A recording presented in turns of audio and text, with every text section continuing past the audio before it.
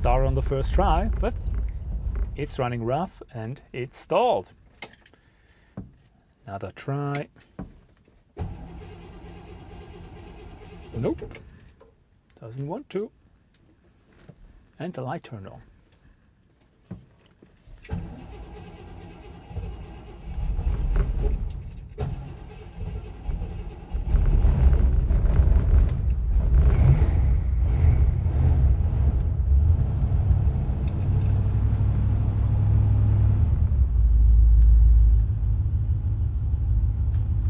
Well, it's running now. It is cold. It's like, I'm here in the garage, it's probably around 10 degrees, but you know, still. Okay, let's see. Let's get this down because it's comfortable. That noise was the parking brake release. I'm in neutral. Yeah, that's better.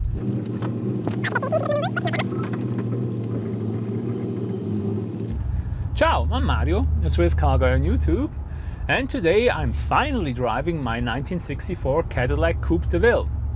And when I say finally, it may sound a bit strange because you just seen a video of this car about a week ago, but that was filmed in November and now it's the beginning of February and I finally have the car. And it's been resprayed, and this marks the end of the series on this car since everything is done. Of course, when I say the car is done, I'm only joking, because with a car like this, I mean, this car is 58 years old. It's even older than me, think about that. No, when you have a car this old, you always have something to do. It's a project. Basically, that was also the intention when I got the car, and there are quite a lot of things wrong with it, despite it, you know, just coming from a dealer. The dealer didn't really go out of his way to fix everything. He just basically resprayed the car and made sure it passed the inspection as a classic car. Because this is what in Switzerland is called a veteran, which is a official classic car. Which means this car has had a little bit of more thorough inspection, where they not only go for road worthiness and safety, no, they also check whether a car has enough originality. Usually they want it to be in good condition, whatever that means, and it has to be original with the mods that were current at the time when the car was new. But not everything has to be super original, because my car has a newer radio with USB, and obviously that wasn't a thing in 1964. But being a classic car, a veteran, also means that this car only needs to be inspected every 6 years. Normally it's every 2 years. Plus, with this car being from 1964, which is before Switzerland had any emissions regulations, well, this car doesn't have to have its emissions checked. In Switzerland, cars without onboard diagnostics need to have their emissions checked every 2 years if they have a catalytic converter, and if they don't, every year. This car, being from 1964, before Switzerland had any emissions laws, is exempt from that, which is a good thing because it's less of a hassle. Then again, owning this car is not going to be cheap because I save on an emissions inspection. No. I had to get an additional parking space for this car, which is, you know, about 1,700 francs per year. I had to get, of course, insurance, which is about 900 francs per year. And obviously, I also have to pay taxes on the car. In the canton of Zurich, where I live, road taxes are calculated based on displacement and weight. So this car would be a pretty heavy hit on that regard. But thankfully, since this is officially registered as a classic car, I only pay 400 francs. Otherwise, it would have been like 1,300. All in all, owning this car and being able to drive it costs me around 3,000 Swiss francs per year. And that doesn't include fuel, which this car obviously uses a lot. Also, being a high compression engine and the one without NOx sensors means you want to put the best fuel you can in it, which in this case in Switzerland it will be Super 98, which is more than 2 francs per liter right now. And this car has a 100-liter tank, so filling it up should cost 200 francs, but I also have some sort of an issue with the tank, because last time I tried to fill it up, I only managed to fill like 40 liters and then it started overflowing. And I don't know if my instruments are not reading right, if the sender unit in the tank is maybe not so right, or if I have a problem with the tank for some reason. But that's one of the many problems this car has. And I am not saying it to knock the car, but this is an old car. It will have a lot of small and bigger issues. Oh, about the color. You haven't seen the color yet. Well, the car has been painted in the original color, because the blue the car was when I went to look at it, it wasn't an original color. And when I looked at it, the blue, it wasn't bad, but I just thought it didn't fit the car right. And in fact, also looking up the color charts, that blue was never, at least that blue was never an official color for the 64 Cadillac. So I really thought about it. I looked at color samples, and then basically I told the seller, look, we need to change the color, because the car was going to be repainted anyway because the paint was bad. But I wanted it to have a different color, and I told him, look, this car needs to be sort of, you know, a turquoise or an aquamarine. And the seller told me, well, funny you should mention it, because the car's original color is actually Torino turquoise. So that pretty much sealed the deal for me, and we had the car painted Torino turquoise. So have a look at it.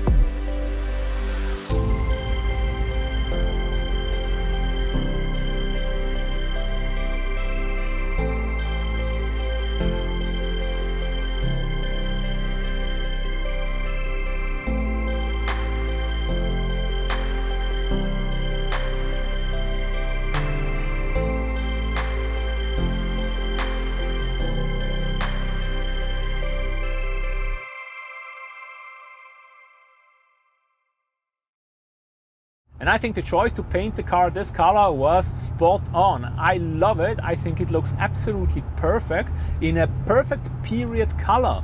So I'm very, very happy with the way it turned out. What do you think of this color? Do you think it suits the car? Should I have painted it white or black like many people suggested? I was never gonna paint it pink, because to me a pink Cadillac is not a 1964, a pink Cadillac is a 59. And even that, I think it's been done to death. So I'm very, very happy with the way the car turned out. Now I have to start to work on my own and improve the car. And the first thing I will do at some point is I will do a deep clean of the interior, because it has a rather nice interior with the white leather, but it's not clean. It's very dirty. It's not very dirty, but it's spotty. It's just not as white as it should be. And another thing is, one of the tufting buttons in the leather seat is missing right under my butt. It didn't go in there, but it's missing, and I need to replace it because I cannot have a missing button, right? And now you might wonder, well, Mario, how much did you spend on the car? And first, to my viewers in America, please hold on to your seats, because I think in respective to what these cars cost over there, prices in Switzerland are much higher. I paid 28,200 francs for the car, and that's with the car fully painted, the way it is right now. Which means the car, it's about 30,000 US dollars, and this might seem expensive, but I want to point out it's the cheapest 64 Cadillac in Switzerland that's running and driving.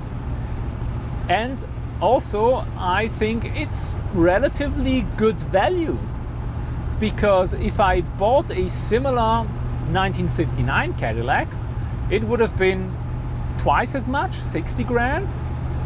And I think these 64 cars, they are a really good value if you want like a classic old Cadillac, because you get the full classic Cadillac experience and you get a bit more modern driving with the torque converter automatic.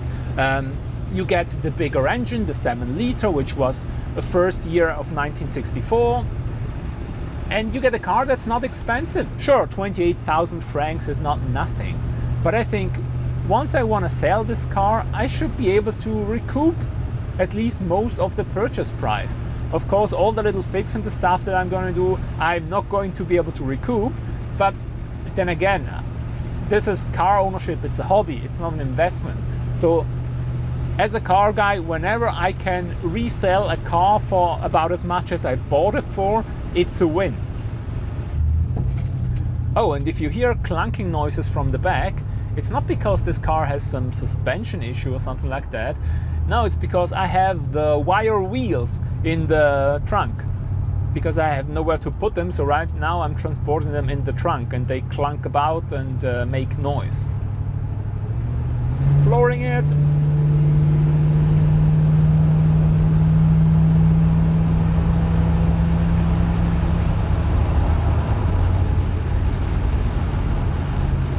Yeah, even though this thing is supposed to have 340 horsepower, let's be honest, this is by no stretch of the imagination a fast car. It just isn't. But now you might ask, Mario, what made you buy this car? Why a 1964 Cadillac? Well, and the reason is actually quite simple. I really like the way these cars look. I think these are the last Cadillacs that looked like Cadillacs. Unmistakably. Whereas later cars, or even like 61, 62s, they didn't look like a Cadillac from the front. I think these, the 63, 64, they look like Cadillacs. And I really like them because they still have the fins at the back, but they are not that huge. It's like they are a bit more restrained. So this is like a bit more of a classy, more of a restrained Cadillac, which I know is sort of an oxymoron, but I really like the way they look. And these are cars from a time when Cadillac was the standard of the world, when it meant something to own a Cadillac. Whereas now it's just a brand, and back then it was literally the Cadillac of cars. Plus I wanted an old car, a classic car, and an old Caddy actually seemed to fit the bill perfectly, because these cars, they have everything I want. They are comfortable, they have automatic transmissions, right? Big V8 with not that much power, and amenities. And you get electric windows. I have electric seats, electric bench, which are wired the wrong way. So you press forward and you go backwards. And one of the adjustments doesn't work at all. But to be honest, I don't know what it is and what it does, but I have to fix it. Also, you might notice I'm not wearing seat belts. It's not because I am an outlaw and I actually like wearing seat belts and I'm very used to it, but this car doesn't have it, because 1964 they were not mandatory in Switzerland, and a car only has to conform to the laws that were in vigor when the car was first registered. So since there were no laws for seatbelts in 1964, this car doesn't have to have seatbelts, and it doesn't have them. I bought a Coupe De Ville specifically because I wanted a coupe and not a convertible. And now you might say, Mario, convertibles are more desirable, but I don't want one because I'm bald. And convertibles tend to be very, very sunny and very, very hard on my head. And also with convertibles, I have this fear of missing out. Whenever you drive a convertible, it's like, oh no, I have to open the roof, I have to open the top. It's sunny, and with a coupe, you just don't have this because you can drive it however you want. So for me, it was clear I wanted a Coupe De Ville, and I wanted Coupe De Ville and not a 62, because the Coupe De Ville is it was the top of the range coupe back then. You had the 62, which was the base model, then you had the Coupe De Ville, which was the highest coupe model, and on the convertibles you also had the Eldorado on top, which on the coupe you didn't. and on the sedans you had the Fleetwood, which for some reason on the Coupe 1964 they only had 2 trim levels, and this is the better one, and means you get a bit more stuff as standard. I don't really know offhand what it is, but I think one is the leather seats instead of the cloth seats. Then again, these cars in 1964, they offered quite a lot of features, and my car is nowhere near fully spec'd, because I think in 1964 they offered the Light Sentinel, which is automatic dimming headlights. They had cruise control, which this car doesn't have. They had central locking, which this car doesn't have. So yeah, lots of features. This car doesn't have many of them. So the only feature this car really has is the comfort control, the automatic climate control, which also was a first introduced in the 1964 Cadillac. But my car doesn't have it. It only has the control panel, but the rest is missing.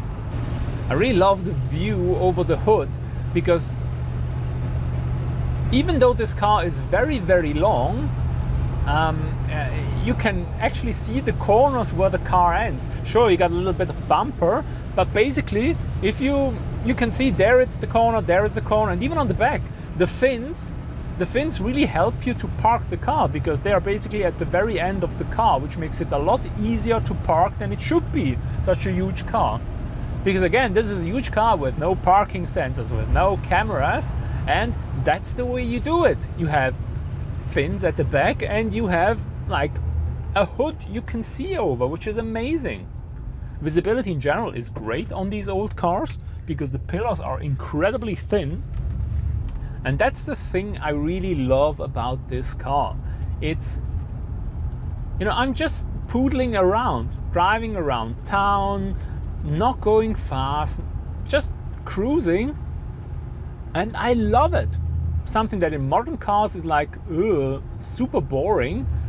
In this car it's so nice, because it feels like an event. It feels special, because the car feels different from any modern car.